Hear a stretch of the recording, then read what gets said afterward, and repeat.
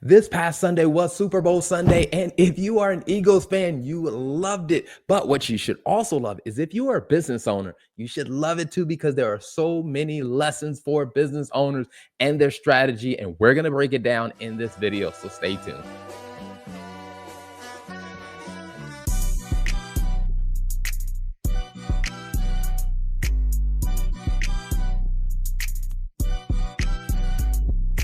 All right, when it comes down to doing these videos where I talk about something that has happened in the culture and what is the business strategy or the business lessons we can learn from it, I love doing those videos, especially when it comes down to the Super Bowl.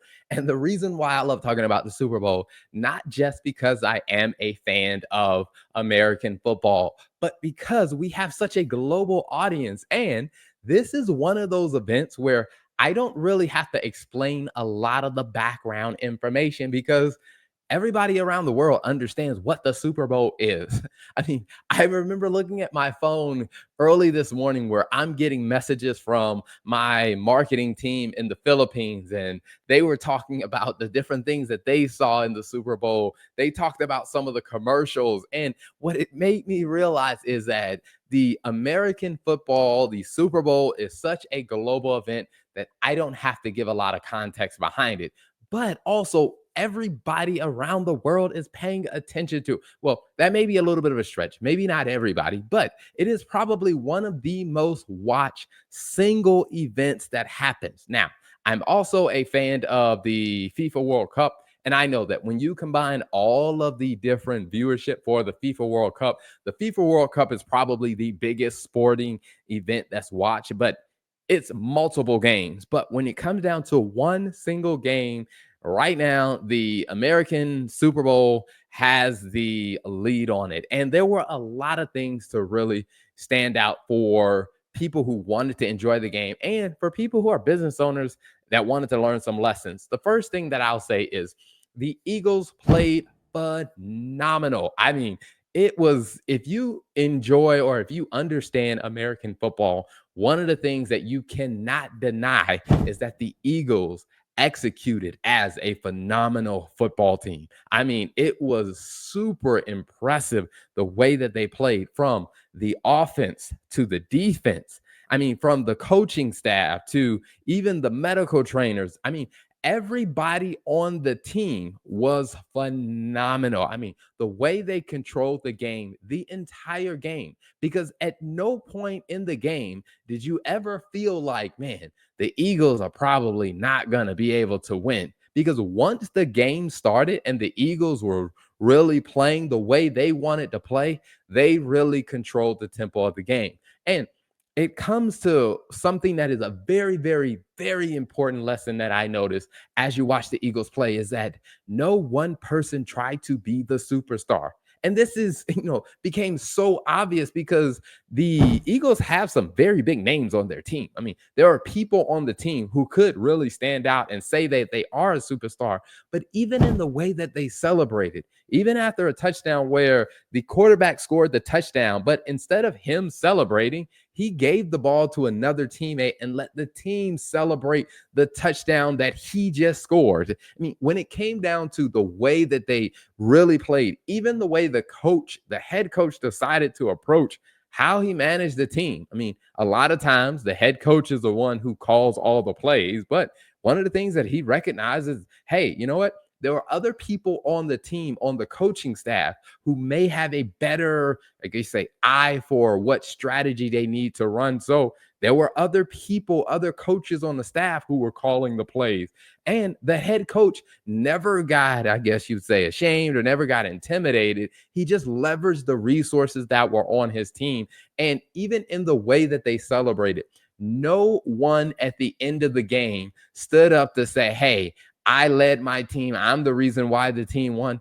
Everybody gave credit to each other because they recognized that this was a team event. Now, in your business, this becomes very important because a lot of people do tend to forget this because they tend to focus very much on them and themselves or what they are doing. And they tend to lose sight of, one is the mission that they are on.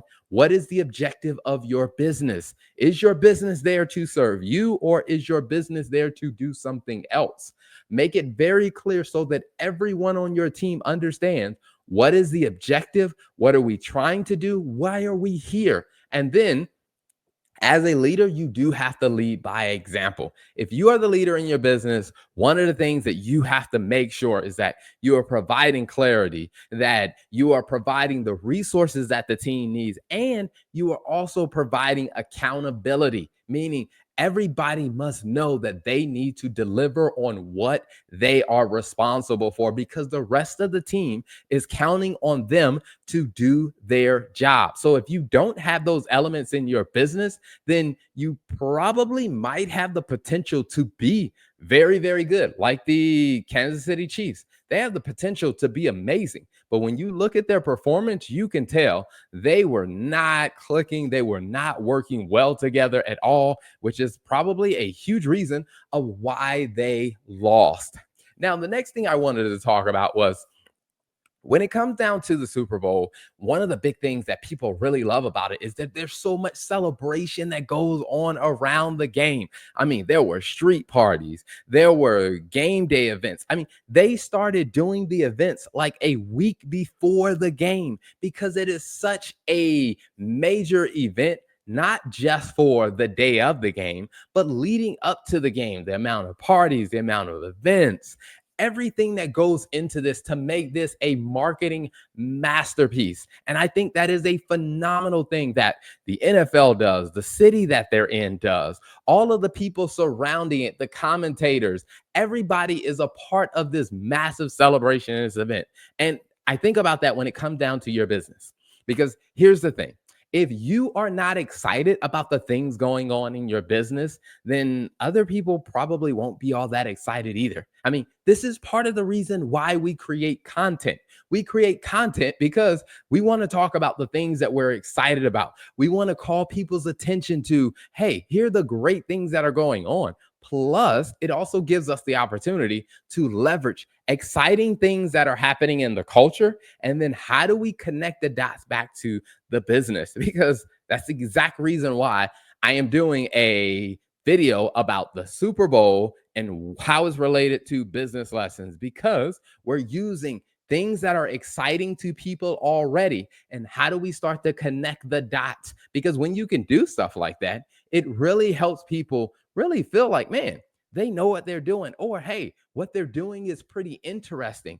I want to be a part of what they're doing. This is another reason why we put a extraordinary focus on getting testimonials from speaking engagements, also getting testimonials on Google, because one of the biggest things that drives whether or not someone chooses to do business with you, it comes down to this, is the opinions of other people who have already done business with you. See, that credibility that comes when other people are already excited about doing business with you or interested in doing business with you, that thing alone will drive a lot of business your way. So, one of the things you want to figure out is how do you capture that excitement? So, one of the things we do is when we're working with a client, we deliver something big for them, then we say, hey, you know what? Can you leave us a review about what your experience has been like? Because when you are able to capture that excitement, other people will see that excitement. It can be contagious and help grow your business. Now, another thing I want to talk about is the commercials. Commercials are huge when it comes down to the Super Bowl. For many people, that's really what they're looking for. Many people don't even like American football, but they want to watch for the commercials. And there were some stats that came out that commercials this year cost about $8 million for 30 seconds of a commercial. And what I will tell you, in my opinion, a lot of money was wasted this year because the commercials, most of them, they were pretty bad commercials. And I'm not just saying that because, I guess I have a biased opinion. The reason why I say the commercials were bad is because when I went around asking people, like, hey, what were your favorite commercials? Or what commercials do you even remember?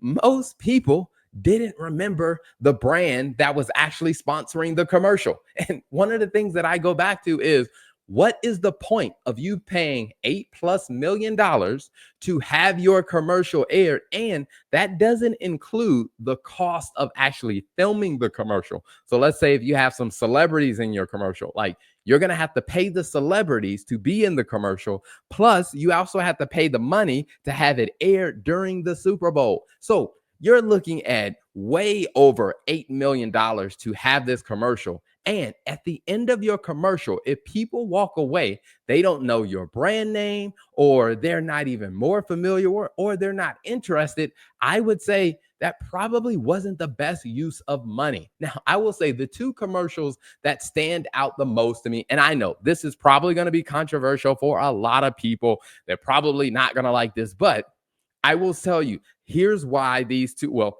first I'll tell you what the two commercials are, and then I'll tell you why they stood out. The two commercials, the first one is the Bud Light Block Party commercial and the Jeep commercial with Harrison Ford. Now, the reason why those two stood out is because in the Jeep commercial with Harrison Ford, if you go back and you watch that video and you ask yourself, how many times did I see a Jeep being driven in the commercial?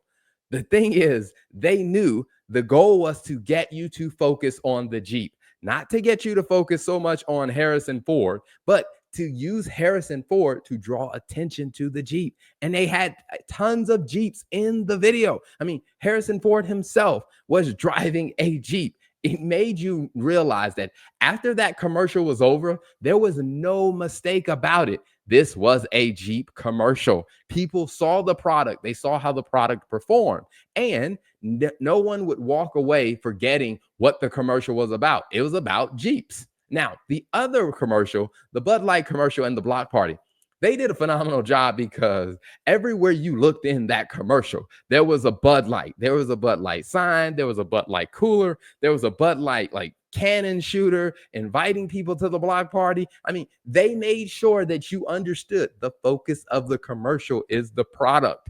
They never let that get lost. Like they knew what their main purpose was and they focused the entire commercial on it. Now, if you take that same rubric and you look at some of the other commercials, when you look at some of those other commercials, the number one thing I kept hearing after the commercial was over is, what product was that for? Or whose commercial was that? And if people are asking that question, that means your marketing probably wasn't that effective, because that means that they may remember that the commercial was bad, or maybe there's something about it that stood out in that commercial, but it wasn't your brand. It wasn't what you have to offer, which means you're going to be forgotten, or what you do is so forgettable that you spent $8 million to be forgotten, which is probably not the best investment. So as a business, what you do want to think about is, what is your focus? And making sure that if you are going to invest any money, that you prioritize what the real objective is. If the objective is you want people to pay attention to what you have to offer, make sure you make it memorable. Make sure when people walk away, they remember what was it that you were trying to offer. Because if you miss that point, you probably will be like a lot of the companies during the Super Bowl who wasted tons of money. Now, the last thing I want to cover, which is probably something that is on a lot of people's mind, which is the Super Bowl halftime show. Now, I did an entire video on the business strategy and the business moves by Kendrick Lamar. So you can go back and watch that video on YouTube. I'm not going to go into all the details of that, but something that I do want to emphasize is the actual halftime show itself. The thing that really stood out to me about Kendrick Lamar's halftime show is that Kendrick Lamar was Kendrick Lamar the entire show. See, this is something that a lot of artists tend to struggle with at times, is when they're on a big stage, is how much you change and acquiesce to the audience, as opposed to how much you show up to really be authentic to who you are as an artist. And I will say his entire show, he was authentically himself the entire show. Like the song selection, the arrangement, the way that he did it, because typically, if you've listened to any of Kendrick Lamar's music, what you'll know is that Kendrick Lamar is a pretty good storyteller. Now, he uses his art form to help him tell the stories more effectively. And that is exactly what he did. He told a story during his entire show, and everything that he brought into the show was an element of telling that story. And plus, I was deeply impressed by his stamina because I don't know if people noticed, but when you looked at the stage that he had, meaning the platform plus what was on the field, his stage was about 60 yards long, and he used every bit of the stage in his performance. Now, I don't know how many people have ever tried to perform rapping, singing, or moving around in a 60-yard long stage and still give yourself an authentic, or give the audience an authentic performance. Like, he did a phenomenal job from that aspect. Now, what I will say about the business lesson is this is something that a lot of businesses tend to struggle with, especially small to medium sized businesses, is really understanding who are you as a business? Like, what do you do and who do you do it for? For example, I lead the TL Turner Group. We provide bookkeeping and CFO services for law firms, and typically law firms between 2 million a year in revenue up to 12 million a year in revenue. Like, that's our sweet spot. And one of the things that we are very clear about is that's who we serve. Like, that's what we do. We're not your financial advisor. We're not advertising tax work, all this other stuff. Like, we are very clear about what we do and who we do it for. And one of the things we realize is the more clear we got about what we do, which is bookkeeping and CFO services, and who we do it for, law firms that are between 2 to 12 million in annual revenue, the more clear we got about that, what I will say is it created so much opportunity. Now, there are a lot of people who tend to believe that if you don't acquiesce to every audience that's out there, then you're going to struggle, or that people aren't going to pay attention to what you're doing. Like, you're just not going to be able to grow your business as well. And that is just not true. What you need to focus on and ask yourself is like, who is it that you really want to serve, and what do you do? Because when you become very clear and focused on that, guess what? The people in that audience, the people who need what you have to offer, they're going to gravitate to what you do and how you do it. And guess what? The people who like you, they're going to like you. The people who don't like you, they're not going to like you. And to be honest with you, when it comes down to people who don't like you, or people who don't prefer to work with you, guess what? There's nothing you can do to really change their mind. And to be honest with you, why would you want to change their mind? I mean, like, how awful would that be for your staff and for you, of trying to convince someone who doesn't want to do business with you to do business with you? You would probably be better off just focusing on who you are, what you do, how you do it, who you do it for, and do it very well. Do it so well that it creates an opportunity for you to stand on bigger and bigger stages. I mean, that is a journey that we had to go through as a business, because when we started the accounting firm, we tried to serve everybody. And then I realized that, you know what, that's probably not the best strategy to grow. And we started focusing on law firms. And then it led to doing a law firm podcast, which then it led to me also, being interviewed in law firm magazines, or writing publications, or writing articles for other people's publication. And then it came to some of the biggest legal associations in the country started asking me, hey, can you be the host of our podcast? Hey, can you be the guest writer for our podcast? Hey, can you speak at this conference for us? Hey, can you do this? Can you do this? Because when we started to focus and get very clear, it created so many opportunities that we never could have imagined existed. And I'm probably sure the same thing happened for Kendrick Lamar by being true to, hey, his style, his approach, his music, the way he does it, and then making sure that he focused on delivering the best experience to the people who liked what he had to offer. It created an opportunity for him to have the biggest stage that he's probably ever performed on, figuratively and literally. So those are the business lessons I want to talk to. And if you watch the Super Bowl, I'm telling you, maybe you want to go back and rewatch certain elements of it, but pay attention to those things. I mean, the Eagles played phenomenal because everyone on the team understood their role in getting the team to a win, from the marketing team to the back office team to the players on the field to the coaches in the box, the coaches on the field, even the trainers working with the players, making sure the players were stretching and keeping the players healthy so that they could execute on what they needed to do. Everybody understood their job and they did it well. The next thing is really looking at the excitement. How do you build excitement around what you do? Because if you aren't excited about what you do, guess what? Other people probably aren't going to be excited either. And then understanding the return on investment. Like, if you're going to actually make the most of your money, be clear about what your objective is and focus on your objective. Don't waste $8+ million like a lot of companies did on horrible commercials. And maybe horrible is me being mean, but I think it's true. There were a lot of horrible commercials that played during the Super Bowl. And then the last thing I would say is making sure you understand who you are, how you do it, who you do it for, and do it very well. Because focusing on who you are, how you do it, who you do it for, and doing it well is a thing that could create opportunity for you to live and operate on a stage you never thought you could be on. Thanks for tuning in.